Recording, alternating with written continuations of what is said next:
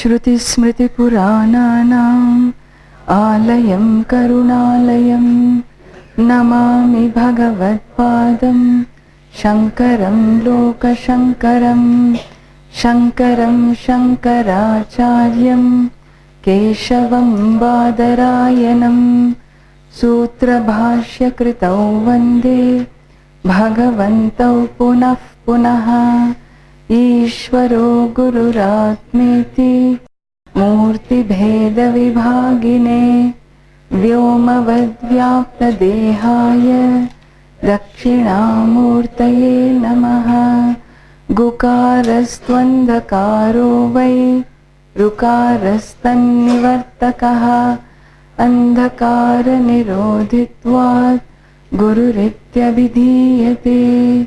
ॐ सहना भवतु सहनौ भुनक्तु सह वीर्यङ्करवावहै तेजस्विनावधीतमस्तु मा विद्विषावहै।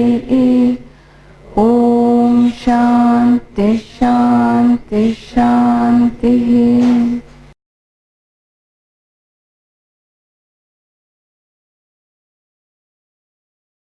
Much has been said about the need for Purna Vidya by Pujya Swamiji and Sri Dhiraji. I would like to enter into the very subject matter now.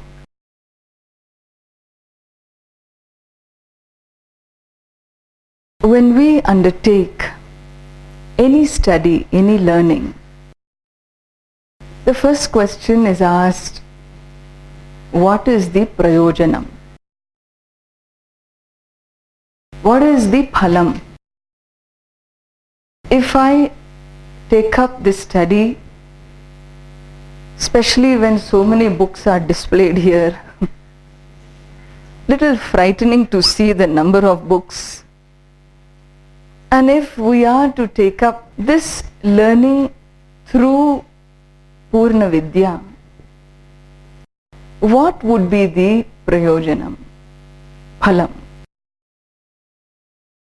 If I were to put it in a statement, I would say it should lead Purnata, is it not? Study of Purna Vidya cannot keep us apurna, cannot keep the heart dissatisfied. The learning must give us purnatvam, tripti, satisfaction.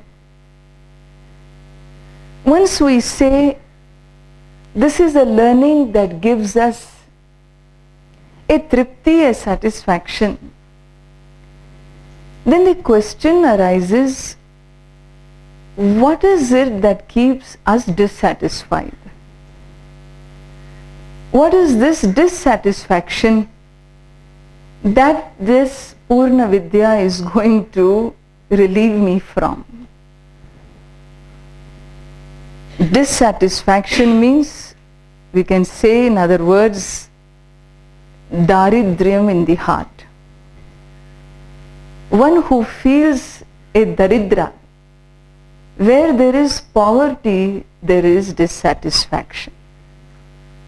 Where there is wealth, there is satisfaction. And if one were to explore a little further, to understand what brings daridryam in the human heart, what is this daridrata? What is the sense of poverty that we have? There is an interesting statement which says, Sahi bhavati daridraha yasya trishna vishala. He alone is daridra, poor, who has trishna. Trishna means desires, longings. Vishala. Vishala means he has so much longing, so many things to take care of, until they are all done, so much to accomplish. Until they are accomplished, there is a dissatisfaction. And so the Trishna, what keeps a person daridra, is what? Dissatisfaction, longing is what keeps a person daridra. Sahi bhavati daridraha yasya trishna vishala manasi cha paritushte ko arthavan ko daridraha. Once a person has tripti, manasi cha paritushte sati, when the mind says, alam, enough,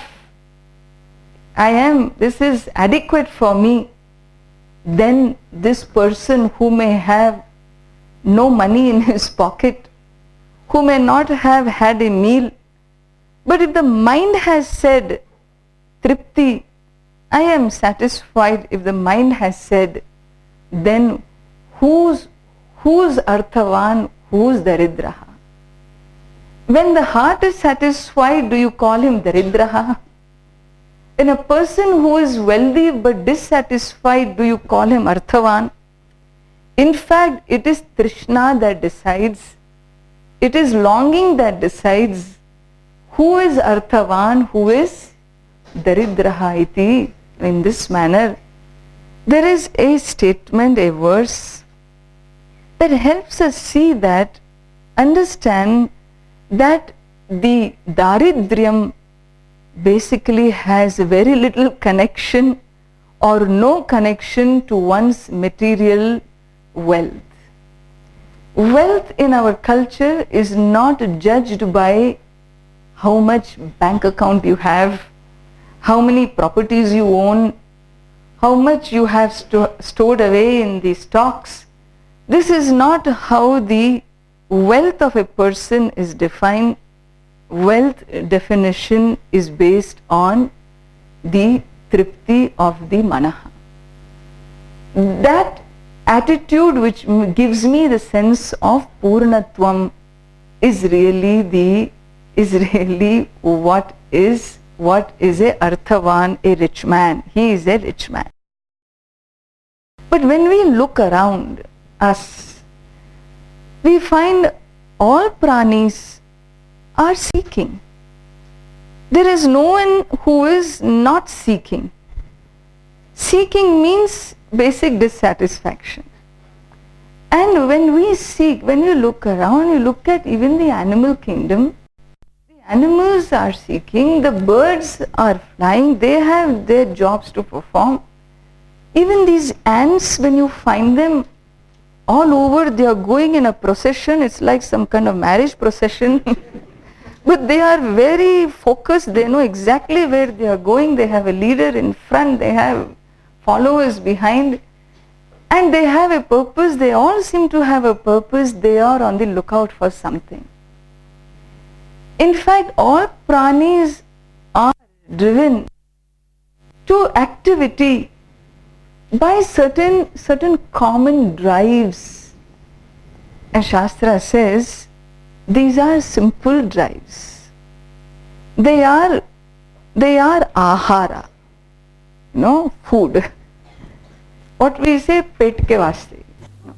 For the sake of the stomach, we have to do these things. Not only our stomach, our children's stomach, their children's stomach. Therefore, for 5 generations, we are working very hard. This is how the NRIs, the US, the US based Indians, they work round the clock, 2-3 jobs they hold for what? You don't need to work so hard for 1 meal, 2 meals a day, but they think they should put away for 3 generations minimum. And so ahara nidra bhaya maithunam cha सामान्यमेतत् पशुभिः नराणां धर्मो हि तेषाम् अधिको विशेषः धर्मे न हीनाः पशुभिः समानाः. All our teachers will be given these verses on the board. We have our Swamis here, my Guru Bhais are here. And brahmacharis are here and I need to rise to the occasion. Okay? And that means they need to connect all that Purna Vidya talks about through the Shastras, through the Mimamsa Sutras, Dharma Shastras. Ahara, food, is one driving factor. Common to all beings. All beings, you look into it, the birds, the animals, the amphibians, all of them are ahara, food. And that's how people go to work. Bombay trains are packed from 6 in the morning, going where? Where are people off to? Work, ahara. When they return, by the time they return, it is for the sake of nidra, And so, ahara, nidra. Nidra is again something common, universal to all, including those little chirping birds who have been chirping away all day long. There have been times, those of us who have lived in this Gurukulam, come 6 o'clock, come sunset, these little birds come and they launch themselves on the branches of the trees. Sometimes you don't know if it is a bird or a cotton ball, because one small leaf sticking up, this little fellow will be inside that underneath with the beak hidden inside the body like a little cotton ball. What are they there for? Nidra. Ahara, nidra. You find bhayam is another factor. Fear of survival. Fear of loss of continuity of life. Fear of the future. Fear of protecting one's own kind. In the elephant herds, when you see these days the National Geographic and Discovery channels, you find these herds, they are the elephant herd.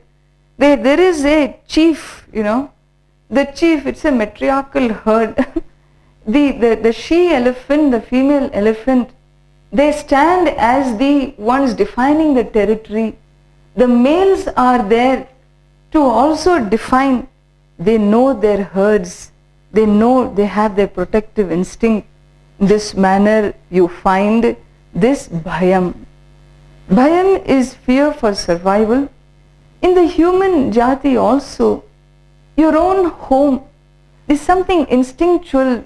Every woman who had a child, who has a child, when your children were little, these instinctual in survival instincts for yourself and for your family members, what drives you to protect them is that bhayam, fear of loss of continuity, wanting to define your territory.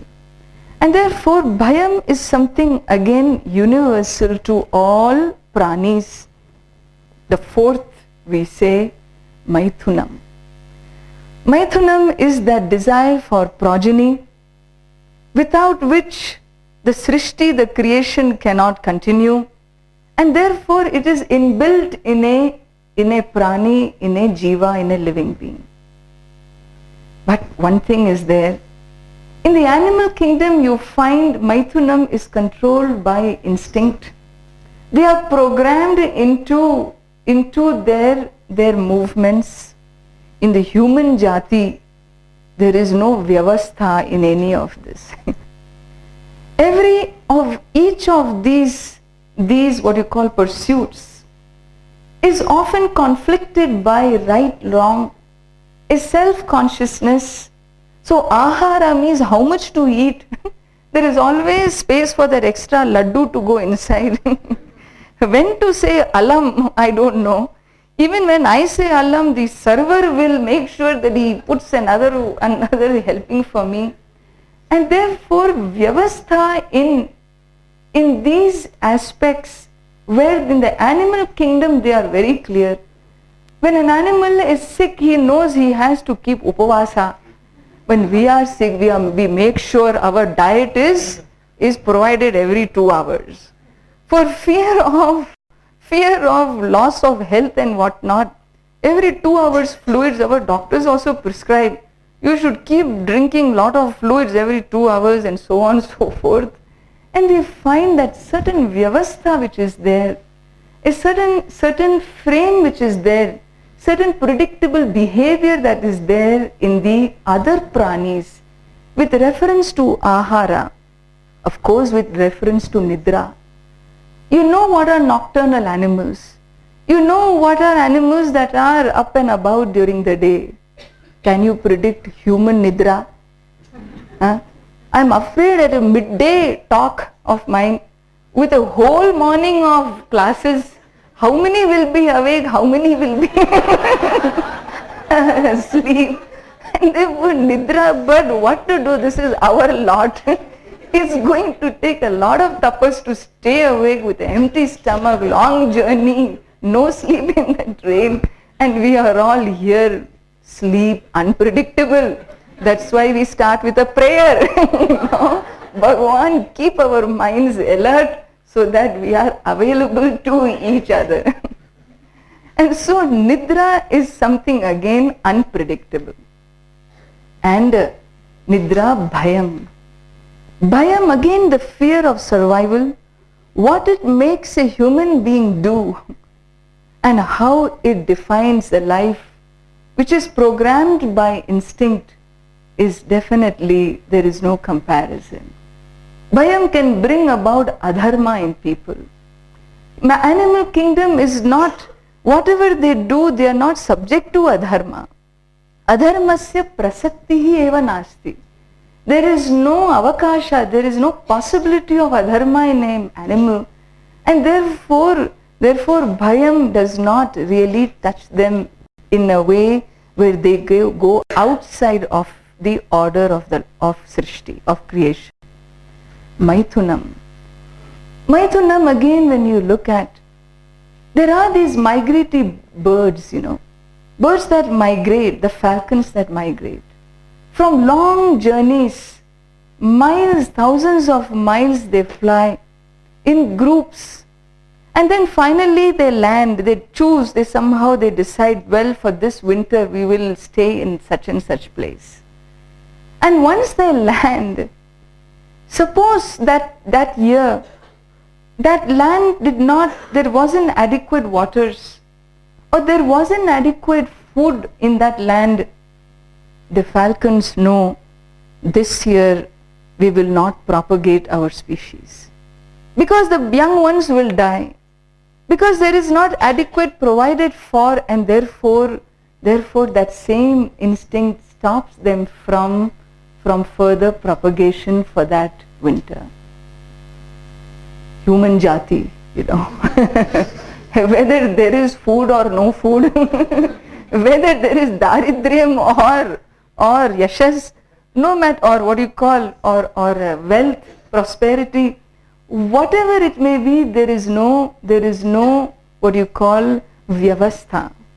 There is no order, because there is always a guilt, there is always a ichha, there is always something what goads us to do what is a factor which remains unspoken, unpredictable, but in any case, for all pranis, ahara nidra bhaya maithunam cha samanyametat pashubih naranam. Are you saying I am like all pranis? Are you calling me an animal? Somebody said two-legged animal is the human being. Am I not a different type of a prani compared to rest of the creation? Yes, we are. In fact, that's the only hope.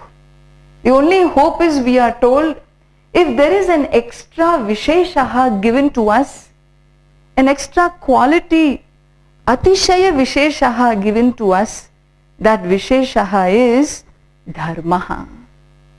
Dharmo hi tesham adhiko visheshaha. Tesham narana manushyanam dharmaha hi adhikaha visheshaha. And dharma is one that makes us stand apart. Hey, why do you say that? Because dharme nahi naha. If you look at a manushya minus dharma, who is he? Pashubhis samanaha. dharmena hinaha pashubhis samanaha. And therefore that really says it all. Dharma is one that really makes us stand apart. Stand apart because when you look at the pranis, the animal kingdom, you mean to say they don't have dharma in them? Well, we don't say they have dharma. Why not? Because for the simple reason they do not have adharma. Only where adharma is possible, only where there is a choice to do adharma, there is a retrieving the person into dharma. But where the very prasakti of adharma is not there, where a possibility of adharma is not there, then we do not say the pranis are dharmikas. We do not say the elephant is a dharmika. The lion is a adharmika. Why? Because it ate that deer. No, there is no dharma and adharma in the pranis.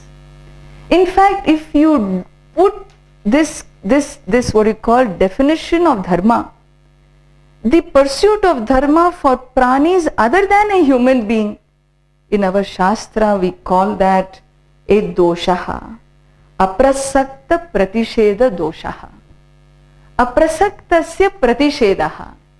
A dosha, a defect, which is a defect when you can negate what is possible.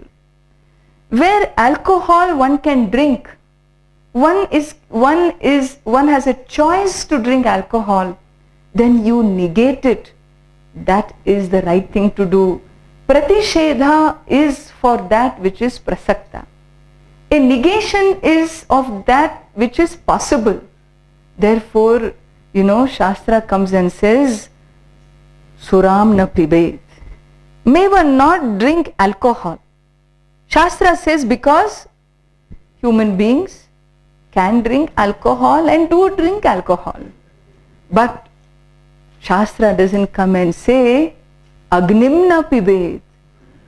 May the human beings never drink fire. We never thought of drinking fire. We had no plan of drinking fire, and therefore there is no prasakti of drinking fire, and therefore is something wrong with the Veda, that it is trying to negate that which is not possible.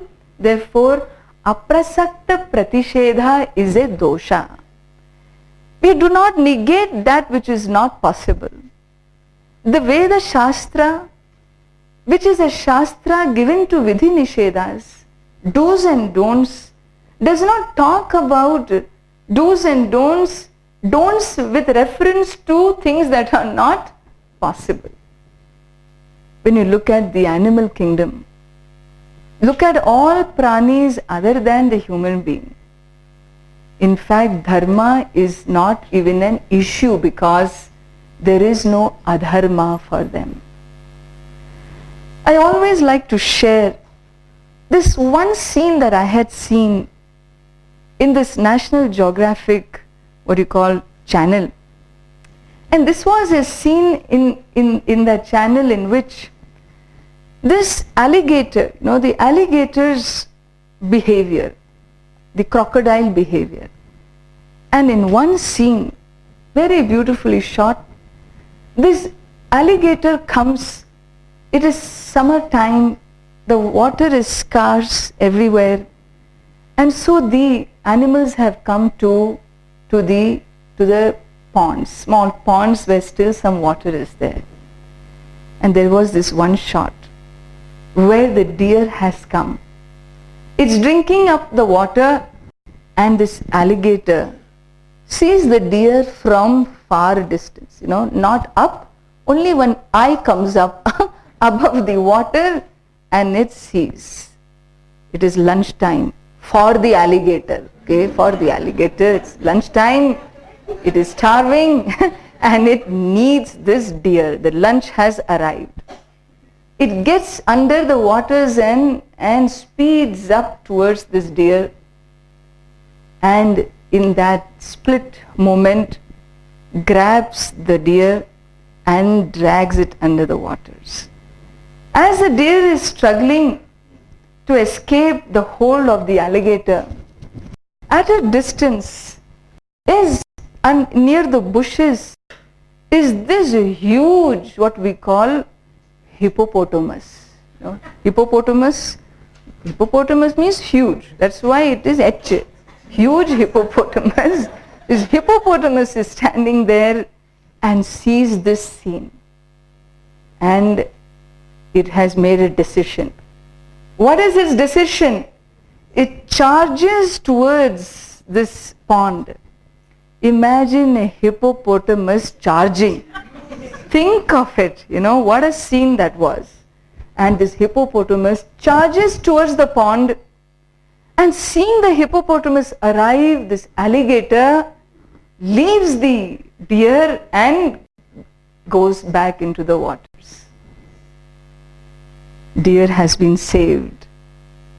It manages to pull back out and onto the land and rest there because it is bleeding. Situation has been saved. Hippopotamus walks back, goes into the jungles. Hippopotamus goes back. Deer is recovering. As the deer recovers, still there, unable to get up yet, the alligator is back and it has taken its prey free from any interference. Tell me, who is dharmic? Who is adharmic? We have two beings, one an alligator, the other hippopotamus. So one situation, one who's out to get the life, the other who's out to save the life. Who is dharmic, who's adharmic?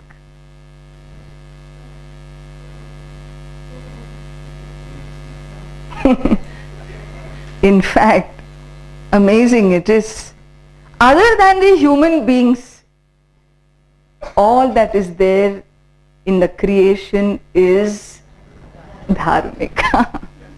All that is in the creation is what Puja Swamiji would say in order. What Shastra would say, sthane. Sthane hi rishikesha tava prakirtya. All that is here is sthane, everything is in order.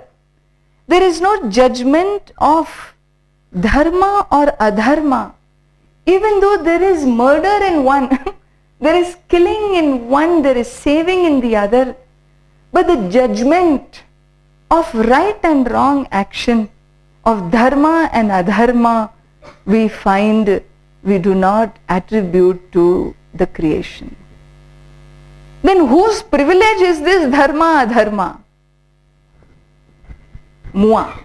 You know, we are the beings, the privileged human beings. Dharmo hi tesham adhiko visheshaha. Dharme nahinaha pashubhis samanaha.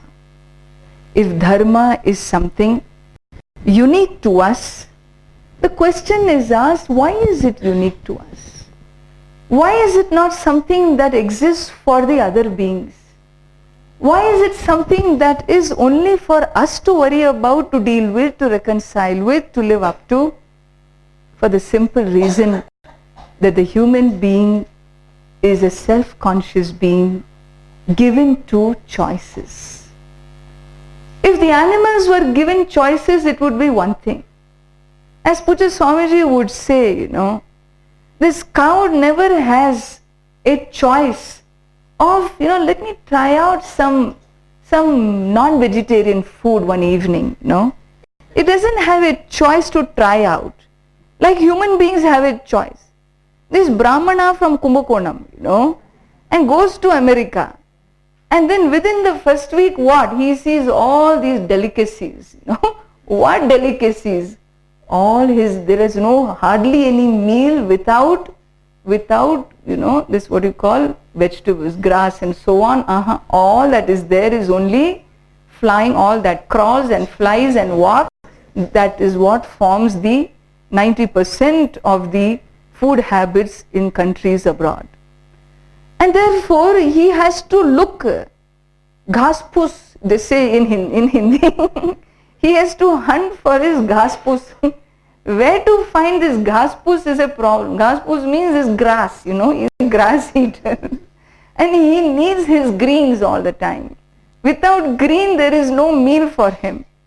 He decides one day, I'm fed up of this search, let me try. Let me try one evening this non-vegetarian meal. This kind of choice our poor cows don't have. Whole life is only ghaspus. Ghaspus. Whether the drought there or not, grass there or not, they're always looking for green grass, dry grass, some form of grass. They have no choice for even one evening. In other words, choice is something that is our privilege. And given this privilege, we have at every stage of our lives choices to make. Choices which will tell us that we have done right. Choices that will tell us that we have done wrong. What we think is right, generally speaking, others will say it is wrong. When they say something is wrong, in our thinking it is right. This is exactly what happens between teacher and taught, between parent and child. What the parent thinks is right, the child of course thinks it is wrong, and vice versa. We find this karya akarya vishaye. In the karya akarya, to be done, not to be done, what is the vyavastha? What is it that makes me always fall in line with the right? Is there such a possibility? Because when I finally decide this is the right step, another culture comes and says this is wrong. When we say we have to be satisfied with what we receive, a culture, a global world, a message from another civilization, a land of affluence and so-called success comes and tells us, hey, how can you be satisfied? You have to be driven. You have to be driven for wealth. You have to be driven for success. What is life without ambitions? And this kind of a cutthroat, competitive consumer outlook that it builds into us, and you wonder, hey, is that right? Am I a good student only when I have stood first in the class? Am I a good student only if I have bulldozed everybody else around me and pushed my way ahead? Who decides what is success in education? How do we plan? How do we decide? Education system, in fact, today we all wonder at what's going on, because as our Trivedi was saying, it is all pushing curriculum completion. All that teachers are pressed to do is push completion of a curriculum. Whether the child understands or not, make sure if he doesn't understand, cram. Everything goes with cramming. Very little with understanding. Why? If you give time for understanding, curriculum will not be, syllabus will not be covered, and therefore start cramming. We have our own funny ideas of education. And poor victims are our children. We wonder, we sometimes get overwhelmed by our children. We wonder about their feistiness with us, their retortion to us, the language they shoot back at us, the lack of respect for us. Have we ever thought to think how much we have pushed down their throats? How much we have made them carry on their shoulders? Little people carrying huge bags, 2/3 the size of the body. Give him a backpack and he walks to school, this little toddler. And we wonder what is right, what is wrong, really speaking. What is the right thing to do? In families, these are decisions you have to make all the time. If there is so much salary per month that comes to the home, You don't have enough money to save for the next month. Father's sickness has come. All that you have is so much money. The child fees have to be given to the school. The sickness, so much money has to be given for the illness of the parent. Where will this money go? Karya vyavasthitav. In deciding where should my money be put, whether it should be even in doing my duty. It's one thing to have a conflict regarding right and wrong.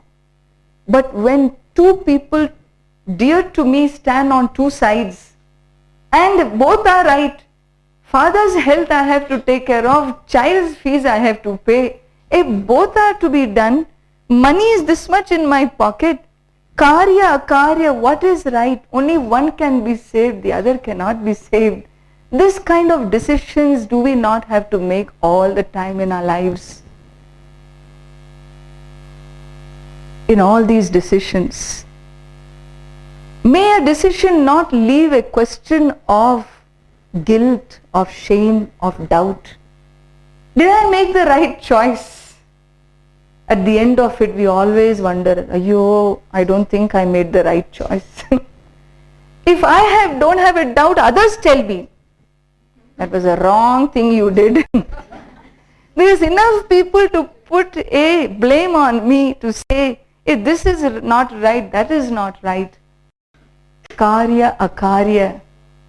To be done, not to be done, is there a vyavastha in that?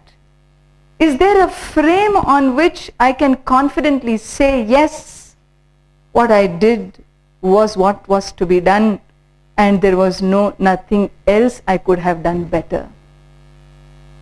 Well, karya akarya vyavasthitau shastram pramanam. Because we are faced with conflicts, choices and therefore conflicts in making decisions, the right decision. There is no one who doesn't want to make the right decision, but the right is right for whom? Who's to decide what is right? And here we come to, in looking for our answers, in pleasing one you displease the other. There are decisions where you please your parent because it is grandmother's birthday and therefore mother says don't go to school. You pleased your mother, and the school teacher was very upset because this was not the day where you should have taken off. And therefore karya akarya vyavasthitau, what is to be done, what is right? Well, in the larger scheme of things, we are given a great aid, a tremendous support and confidence and strength, and that is the strength of Shastram.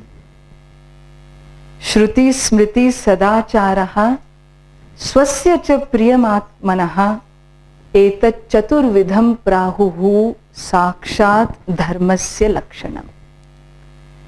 To know what is dharmasya lakshanam, Shruti, Shastra. Shruti means Shastra. Shruti smriti sadacharaha. I go to the Shastra. Shastra is the Veda here.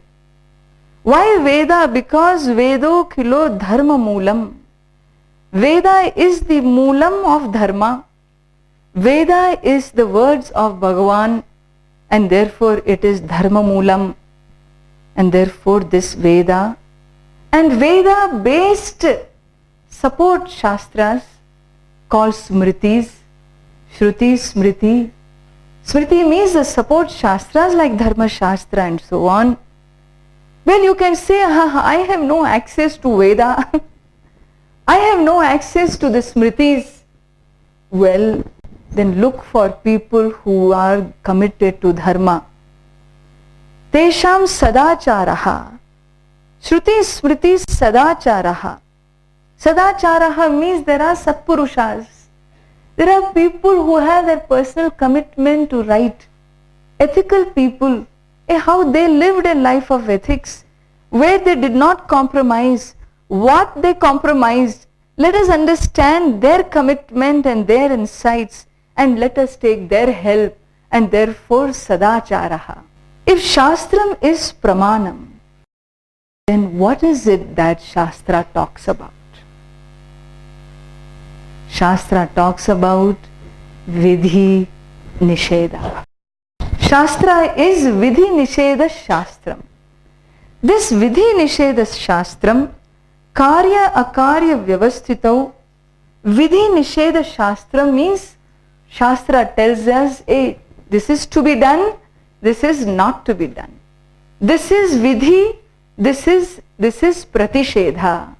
This is nishiddha. This is pratishedha, not to be done, this is to be done. Satyam vada, to be done. Dharmam chara, to be done. Kalanjam na bhakshayet, do not eat meat. Suram na pivet, do not drink alcohol. Himsam na kuryat, no hurting any beings. Thus we have vidhi and pratishedha. Vidhi pratishedha, okay, but what is the prayojanam? What is the prayojanam? What is the phalam of this vidhi pratishedha? Are you going to give me a list of vidhi and a list of pratishedha to be done and not to be done now?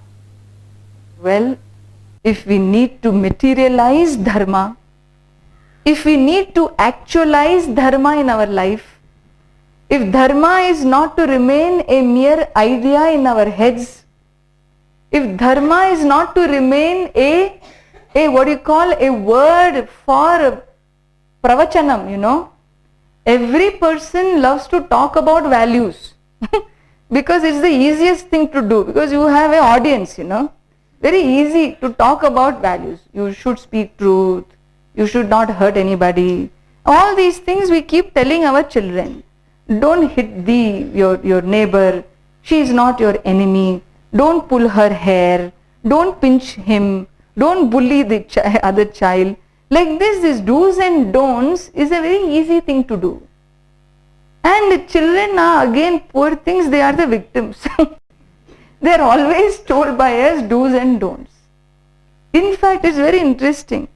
We think children, the do's and don'ts are for children. Have we ever thought these do's and don'ts might be something that is guiding our own lives? The more you look into your own life pursuits, your own activities, what you do and what you don't do, amazing it is. The psyche has already bought the do's and don'ts. Even as an adult, I remember my amma told me not to do this. Appa said to do this. I do this because father used to do. And like this, these do's and don'ts given to us in our childhood, even as an adult, they rule, they guide our lives. Well, sometimes they are healthy, sometimes they bring dysfunction to the adult psyche. And so this materializing dharma, actualizing dharma, bringing dharma as a reality is the role of vidhi and pratishedha. But understand, when vidhi and pratishedha is given to us, not by a human distortion, a human being's what you call commands, but when it is connected to Ishvara's revelation, Bhagwan's words, it makes all the difference. Vidhi pratishedha given to us is given to us. Actualizing it in dharma is given to us not by mere words. Veda may say satyam vada. All the shastras come together, present to us umpteen stories, hundreds and thousands of stories of people who lived life of satyam, like Harishchandra, like Yudhishthira. Enough characters are presented to us. Even enough heroes are there for us. Enough villains are there for us. Enough heroines are around. Enough gangsters are there. Enough of all this. There is galore. We have a treasure house of stories after stories. What for? To help us actualize the Vidhi Pratisheda. There is a Mimamsa Sutra which says, Vidhina tu eka vakyatvat stutyarthena vidhinam syuhu. Vidhis have eka vakyata. Vidhina tu eka vakyatvat. Vakyatvat means there is one sutra, one theme of this vidhi. And this theme is materialized how? Stutyarthena vidhinam syuhu. Mimamsa Sutra. Stutyarthena vidhinam syuhu means through arthavada, through praise, through by the stories giving us the entire range. The Shastras give us. Veda says Satyam Vada. Is Satyam Vada okay? But how? How Satyam Vada? And in Satyam Vada, what is the gain? What is the loss? We find the whole range is presented to us as Arthavada. And therefore, Arthavada or exaggeration, a story is presented, an episode is presented to exaggerate, to show the range. Like if one wants to talk about jealousy, Kaikeyi is presented. Kaikeyi, poor Kaikeyi. Nobody has any value for Kaikeyi, you know. She is an object of shunning, ninda. Why? Because personification of jealousy. So what? Don't you and I have jealousy? What's the big deal? No. The range of jealousy. What it can do? It can destroy a kingdom. It can take away the life of a dharmika Dasharatha. It can send a great dharma purusha into the forest with his patni and brother, and it can create devastation for a whole Ayodhya, for all the Ayodhya Vasis. Thus it can put the entire land into chaos. Is the role of Kaikeyi. That means what is happening here, this is called Arthavada, where the whole range of a value is presented, exaggerated, shown from beginning to end, all the extremes are covered. In this manner, Harishchandra story you find, Kaikeyi is an episode, you find Ekalavya is another episode. Ekalavya is not a story to point out, see modern gurus how they are, you know. See how gurus were in those days. It is not for guru.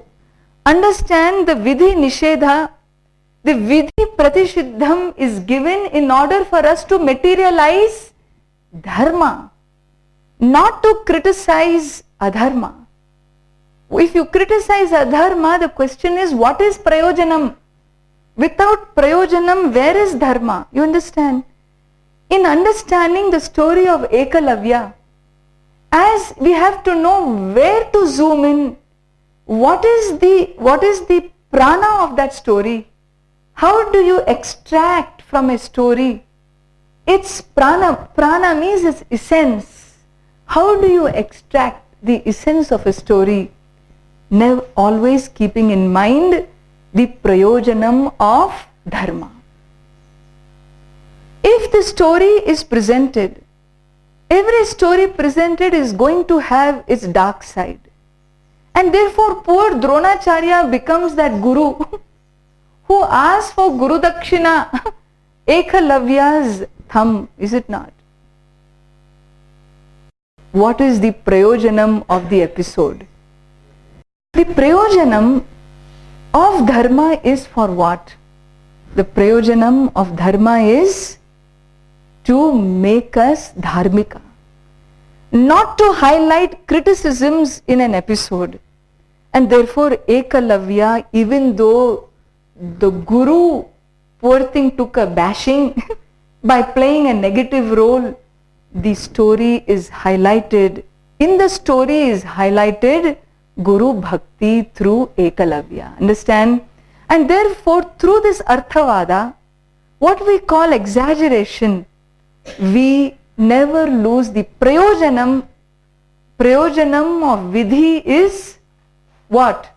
Materializing Dharma, and the Dharma in this story is Guru Bhakti. Similarly, we have under Arthavada many episodes that come in where the stories stand exaggerated, but then the message is for the Prayojanam. In the same manner, we have other types of stories where there is relativity of Dharma highlighted. In other words, whichever decision you make, there will be somebody who will suffer. Whether you pay for in your salary the fees for your school, your child's school, or you use that money for your father's illness, there is going to be somebody where the pinch will be felt, because Dharma is relative. In the same manner, in Sri Rama Avatara, you find where Sri Rama is finally got to make a decision between two relative dharmas, where his Raja Dharma he faces commitment to Raja Dharma versus commitment to Pati Dharma. He finds himself sending Sita Devi to the forest. Why? Raja Dharma is more important than Pati Dharma. And therefore there is some fallout because Dharma is relative. Therefore the Vidhi, in materializing Dharma, the Shastra uses so many Itihasas and Puranas. We will pick up the starting from Panchatantra is presented in the program, into the Puranic tales, into Ramayana, Bhagavatam and Mahabharata. All the major works of our Itihasas and Puranas, you will get a glimpse into understanding how through the stories, through the episodes, Dharma is actualized, and the actualization of Dharma has a key. The process has a key, and the key is, look whether the story is a Arthavada, or look if the story has a relative analysis of Dharma, or sometimes it is a mere symbolism or imagery. Imagery where Sita is that Jiva, Jivatma, Shri Rama the Paramatma, who Jiva loses the Paramatma and the Guru Hanumanji brings the Jiva back to Paramatma. Like this, in the imagery you find the messages are conveyed in this manner through the different episodes, through the stories, the vidhis and the nishedas, what we call the commands. The commands are not mere commands, they are backed by a tremendous Shastra. In fact, the Shastra is meant to reveal Dharma and Dharma Vyavastha. Karya Akarya Vyavastitau Pramanam Shastram. And therefore, how Shastra takes us into our modern language of value education. You know, we say value education. Let us begin by replacing the word value with the word Dharma and understand Shastram, Pramanam for the Vyavastha for Dharma. More details beginning with Panchatantra we will pick up when we meet in the afternoon. We will close every session with a small concluding prayer. Om Purnamadah Purnamidam Purnat Purnamudachyate Purnasya Purnamadaya Purnameva Vashishyate. Om Shanti Shanti Shanti. Harihi Om Shri Gurubhyo Namaha. Harihi Om.